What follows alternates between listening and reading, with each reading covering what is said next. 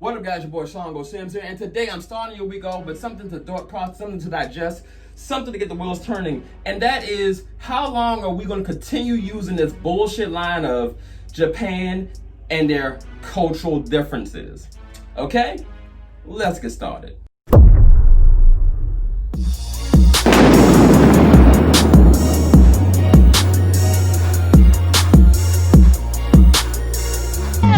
A lot of y'all who are not African American might not know this, but ever so often there is an anime character that's drawn with these big old red lips, or flesh tone lips, if you will. If you know African American history, and this is going to be a very key point to the subject today, you will know that there was a caricature known as Sambo that was always used as to insult and degrade and to demean African Americans. Yet somehow, almost, I'll say 50% of black people in anime somehow look like this. And time again, so many of my fellow Blerds would say, hey, they don't know that they're insulting us because it's a cultural difference. Now, recently I've gotten into even some arguments on Twitter and stuff like that about the so-called cultural differences and the art styles of certain animators. For example, I love One Piece. One Piece is my shit. But to be honest with you, there's times in One Piece that I just don't understand. This character here was done at the beginning of the One Piece, I think episode 1. And this character, who is a singing mermaid that has, well, just look at her for God's sakes. I mean, look at this shit. It happened a lot after the time skip. So this was about 15 years old. I had a chance to switch this up, and yet he hasn't. He's making subtle changes, and then sometimes he decides to just slap us in the face with things like this.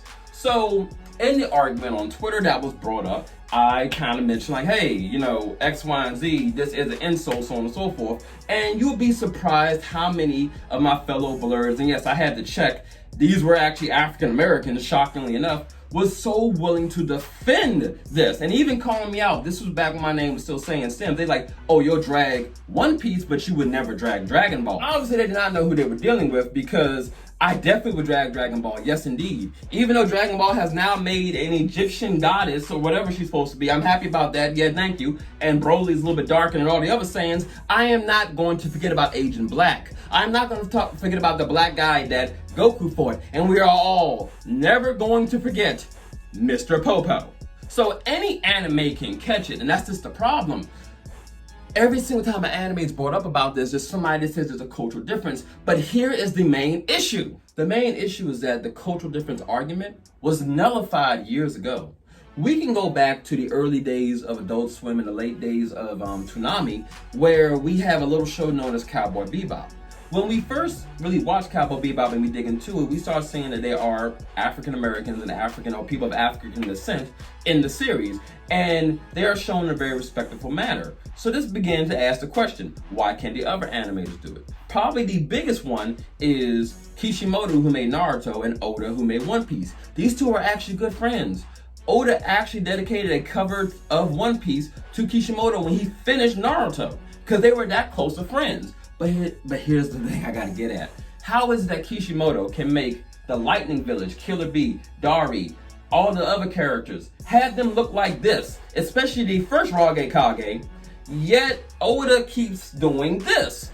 These two are of the same age, of the same generation. They work together. So it can't be this whole thing of cultural differences when your best friend is not doing the same thing you're doing. And you can say it's art style, but this art style is an insult.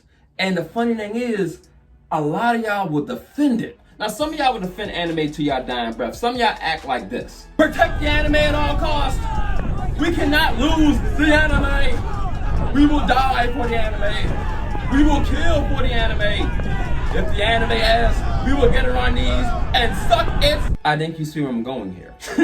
But really, guys, some of y'all like get really immersed in it, and I think the thing that kind of disturbs me, especially with my Blerd community, because I love y'all. I love y'all to death. I love when y'all cosplay. I love when y'all make your own music. I love when y'all make your own art. I love everything y'all do. Video games. I love my Blerds, but and I love my Blerd community. I love my black community.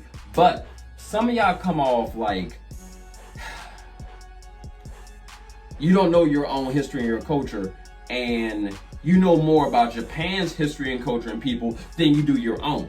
And I'm not saying there's nothing wrong with being knowledgeable about another country's culture. That's fine. But just know your own people and your own situations. And when somebody is insulting you, whether they know it or not, you should know it. That's my main thing, because I gotta be devil's advocate here. Let's all be real. Let's say this with our chest.